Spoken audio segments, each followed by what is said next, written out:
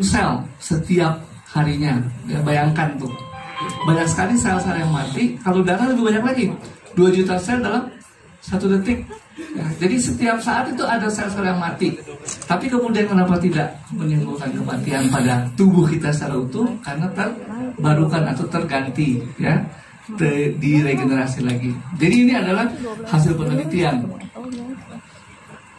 Nah, untuk dapat bertahan hidup, jadi sebenarnya tubuh punya mekanisme namanya meregenerasi sel-sel tubuh kita.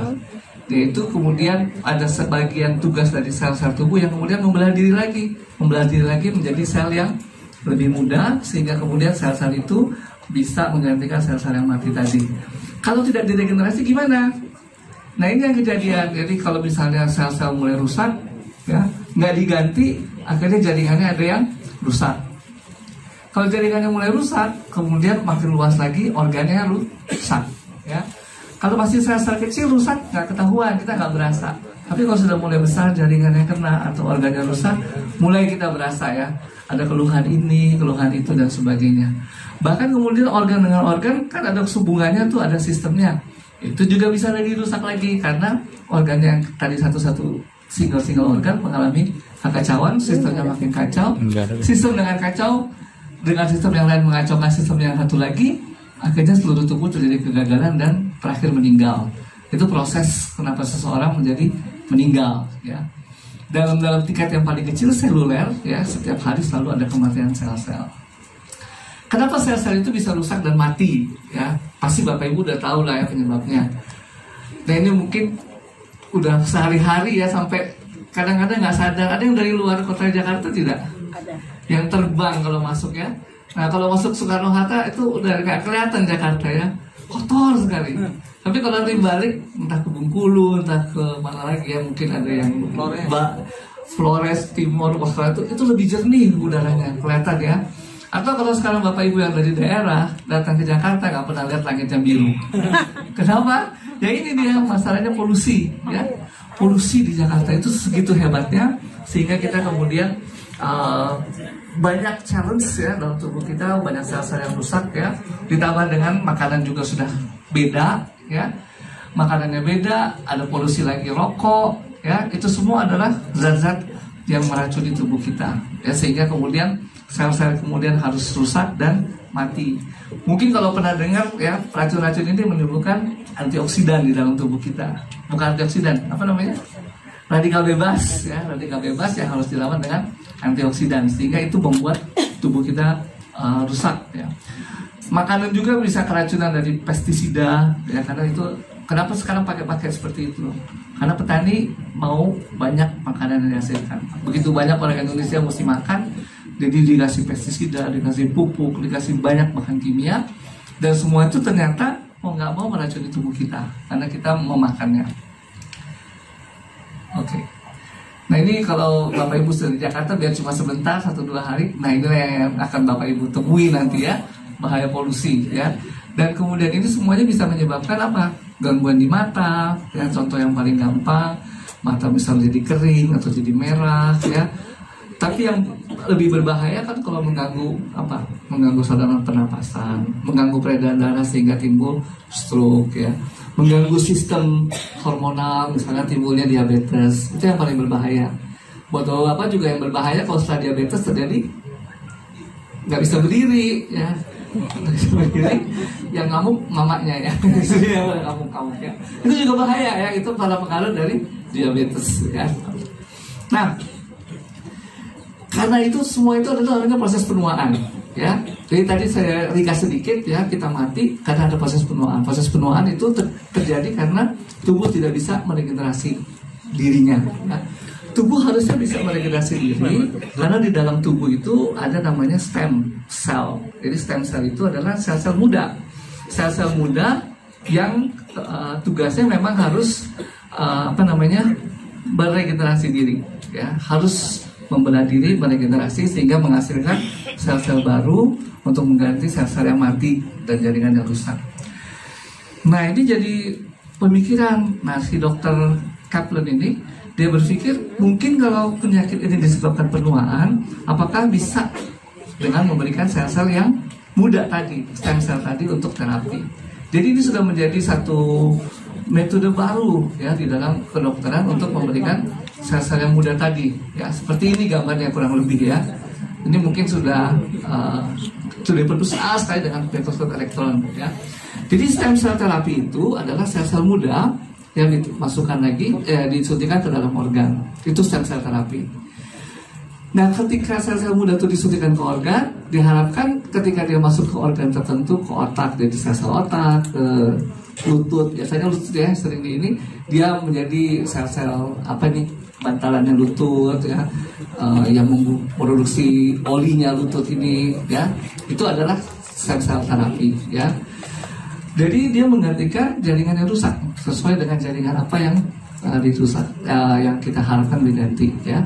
Jadi itu stem cell dan fungsinya diharapkan setelah itu jaringan tergantikan, fungsinya menjadi baik. Nah ini sel-sel muda nggak sembarangan, jadi nggak bisa juga saya terima donor dari siapapun, misalnya saya terima dari bapak gitu ya, nggak bisa. Karena setiap orang punya sel sendiri ternyata ya. Kan nggak pernah lihat dua orang yang sama persis ya meskipun kembar. Ya, kadang-kadang kembar sendiri, kadang-kadang kita juga nggak bisa selalu terima sel dari saudaranya. Ya, jadi emang sel kita sendiri yang diambil. Kebanyakan itu sel kita sendiri diambil, lalu harus dibiarkan, dicari, nah baru kemudian itu disuntikan ke organ yang rusak tadi. Ya. Nah ini contohnya ya. Kalau mau lihat gampangnya nih ya, stem cell itu adalah yang bulat-bulat ini, ya, yang bulat-bulat. Ya. Kan asalnya kita bulat ya. Kalau tahu ini kita cuma asalnya dari sel telur, bentuknya bulat, temannya kecebong, ya. Nah, itu cuma begitu aja, ya. Tapi dalam 3 bulan, ya, dalam 3 bulan, setelah bulan keempat, kita udah bisa merasakan bayi kita ya, bener nggak? Enggak sih, bapak-bapak nggak pernah bisa merasakan ya. Yang merasakan hanya ibu-ibu ya, setelah bulan keempat, bulan kelima. Jadi setelah 3 bulan udah lengkap, udah ada telinganya, udah ada mata, udah ada otot. Padahal tadinya bulat-bulat doang. Nah yang bulat-bulat itu yang stem cell, ya. Kira-kira seperti itu gambarannya.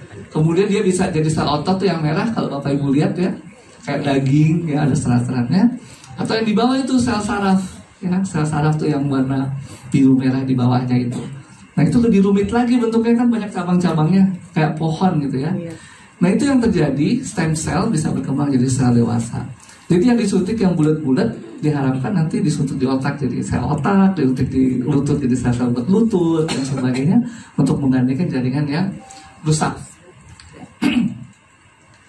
Nah ini sebenarnya stem cell kita punya cadangan ya. Jadi bukan berarti setelah dewasa, setelah 9 bulan kita lahir udah lengkap semuanya nggak punya cadangan. Jadi tubuh kita tetap punya cadangan stem cell. Kenapa? Karena memang kita kan hidup sampai 70 tahun mungkin 60 tahun. Kalau nggak bisa meregenerasi mati muda dong ya. Tapi kenyataannya nggak mati muda karena tubuh kita punya stem cell sendiri ya. Cuma kebanyakan setelah umur 18 tahun pensiun ya. Kalau bapak ibu pensiunnya umur 70, 60 tahun, tapi yang ini 18 tahun kebanyakan ya. Bukan berarti semua sel akan itu, sel-sel darah tetap produksi terus ya.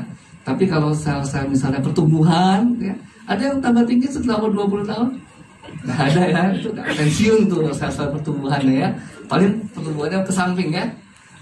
Itu yang paling banyak. Nah, jadi kebanyakan ada pensiun sehingga kemudian ketika terjadi kerusakan nggak bisa diperbaiki, timbullah penyakit-penyakit tadi ya, stroke, jantung koroner dan sebagainya, sehingga kemudian berakhir pada kelumpuhan dan kematian ya. Nah ini sebenarnya nggak terjadi kalau zaman dulu. Zaman dulu mungkin punya kakek nenek umur sampai 80 tahun ya. Tapi sekarang makin lama makin muda nih, umur 30 tahun, 35 tahun sudah mulai sakit jantung, darah tinggi ya. Bahkan juga ada mungkin teman-teman yang 40 tahun sudah meninggal karena stroke ya. Itu karena terjadi akibat keracunan-keracunan tadi, polusi dan sebagainya ya.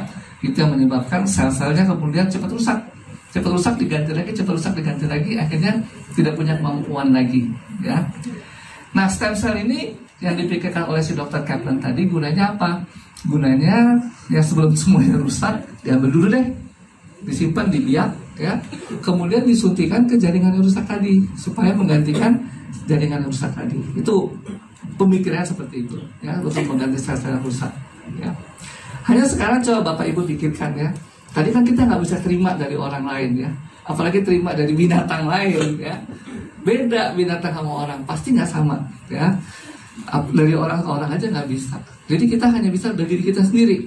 Nah bayangkan kalau diri kita sendiri ya, diambil selnya, udah pernah disuntik belum?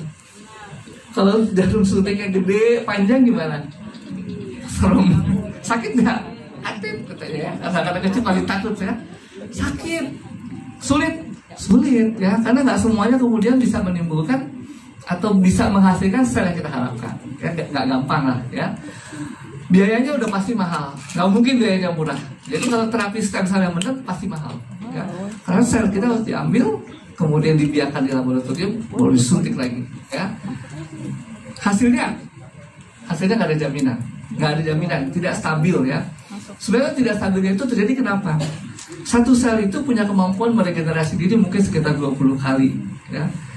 Nah kita nggak pernah jamin nih bahwa yang kemudian bukan kita ya, dokter nggak bisa pilih, oh ini sel yang baru membelah diri 1 kali atau 2 kali, nggak bisa. Dia ambil aja semua yang namanya sel muda. Ada yang udah membelah diri ke 15 kali, mungkin tinggal 5 kali sisanya. Makanya kadang-kadang harus diterapi lagi stem cell ya. Nggak gampang ya, nggak stabil karena tadi dokter nggak bisa milih-milih, oh ini yang masih 2 kali membelah diri, nggak bisa ya, diambil aja semua, dibiarkan semua, disuntik semua. Jadi hasilnya tidak akan pasti ya, tidak akan semenjanjikan teoritisnya ya. Oke.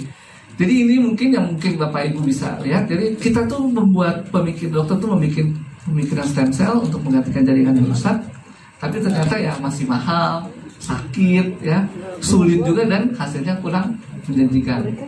Oke. Nah, ini tadi sudah disebutkan ya. Jadi tidak mungkin atau ada jaminan 100% gara-gara disuntik ini jaringannya pasti perbaikan. Nggak segampang itu juga ya. Bahkan dari tubuh sendiri, kalaupun disuntikan belum tentu tubuhnya bisa terima.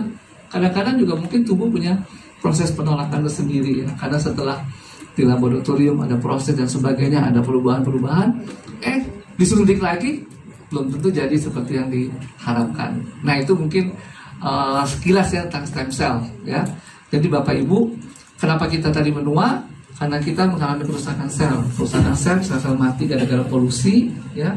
Harusnya kita bisa meregenerasi diri ya dengan cara stem cell tadi, tapi nggak bisa ya karena terlalu banyak polusinya, terlalu banyak makanan yang kita makan beracun.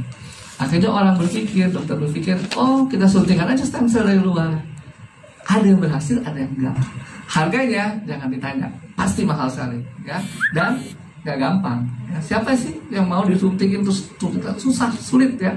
Ngambilnya juga belum tentu dapat sel-sel yang sesuai dengan yang diharapkan. Oke. Terima kasih Dr. Trevino atas presentasinya. Kita kasih tepuk tangan yang meriah untuk Dr. Trevino. Terima kasih Dr. Trevino. Semua yang disampaikan Dr. Trevino tentunya sudah sering kita dengar juga. Dan alternatif terapi stem cell itu sebenarnya yang ditawarkan oleh SOP 100+. Karena yang akan dilakukan adalah ketika SOP 100+ ini masuk dengan 3 patennya. Masih ingat dong teman-teman, satu apa? 2, 3. Mr. Robert, they all know the patents.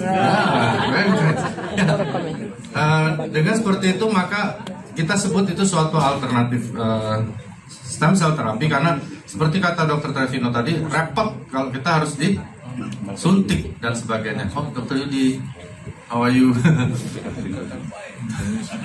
Jadi selalu kita harus memikirkan seperti kata Dr. Trevino, banyak langkah-langkah yang harus kita pikirkan. Baik indikasinya, kemudahan memberikannya, dan tentunya juga ketiga harganya dan fungsinya.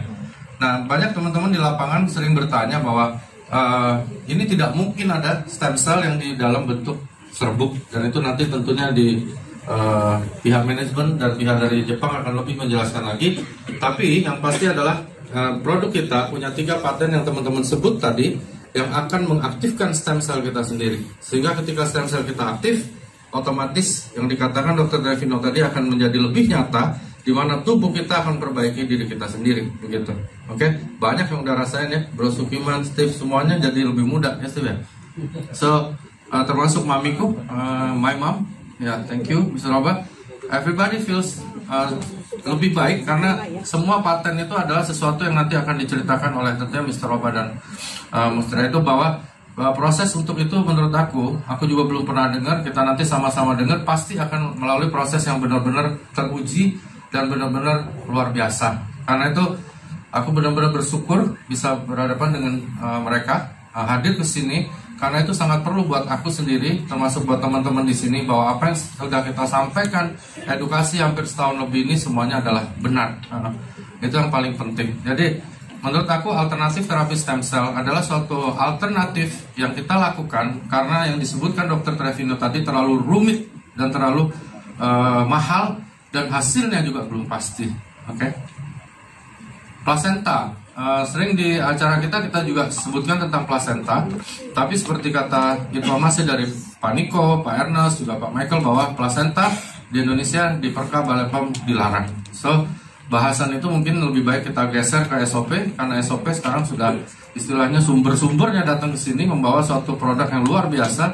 So plasenta dulu menjadi suatu ide, tapi sekarang dibikin nyata oleh AFC Jepang. So AFC Indonesia melalui Pak Ernest, Pak Michael, aku selalu berterima kasih karena sekarang kita dengan produk ini baik orang tuaku, aku bahkan teman-teman di sini ada Pak Joshua kalau nggak salah mana ya? Pak Joshua di mana? Pak Joshua ini yang masuk ICU kan? Oh iya. Mr. Robert, this is Joshua, ya? Yeah, he went to ICU and then get well by SOP, nah? Salah satu orang yang masuk ICU dan akhirnya sadar adalah Pak Joshua.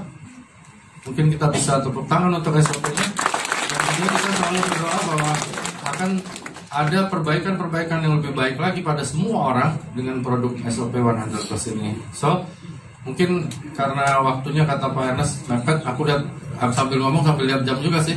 Udah 4:02. So, mungkin setelah ini kita lebih cermati handphone di silent karena akan ada penyampaian dari Pak Ernest dan dari pihak Jepangnya, di mana kita akan lebih tahu lagi, termasuk diriku sendiri, bahwa ada satu penelitian yang luar biasa dilakukan oleh mereka tentang SOP ini sehingga di lapangan kita juga bisa lebih yakin lagi. Oke ya. Dan jangan lupa minum SOP terus karena kalau cerita-cerita doang, tahu-tahu doang tapi nggak diminum ya percuma juga dong. Oke. Lalu mengaktifkan kembali stem cell kata Dr. Trevino tadi. Stem cell kita yang kata Dr. Trevino udah agak tidur, udah agak lesu, itu akan bangkit lagi sehingga dia melaksanakan tugasnya. Masih ingat dong ya teman-teman, mencari sel yang rusak dan mati dan menggantinya menjadi baru. Oke.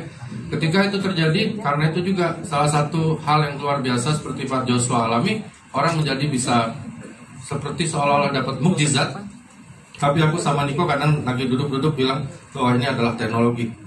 Ada yang bilang ini keajaiban, tapi aku bilang ini teknologi luar biasa. Makanya ada Mr. Oba datang ini aku senang benar karena semua tentang SOP pasti kita bisa lebih tahu. Dan tolong teman-teman yang juga belum pernah ketemu dengan beliau-beliau, tolong direkamkah, didengarkan, dan jangan sia-siakan kesempatan hari ini. Oke? Mungkin itu aja dulu. Terima kasih sekali lagi. Thank you Mr. Oba, Mr. Edo, dan Pak Ernest, Pak Michael, dan semua tim yang sudah nyiapin acara ini. Mudah-mudahan setelah keterangan dari mereka kita menjadi lebih semangat lagi. Thank you, bye-bye. Thank you.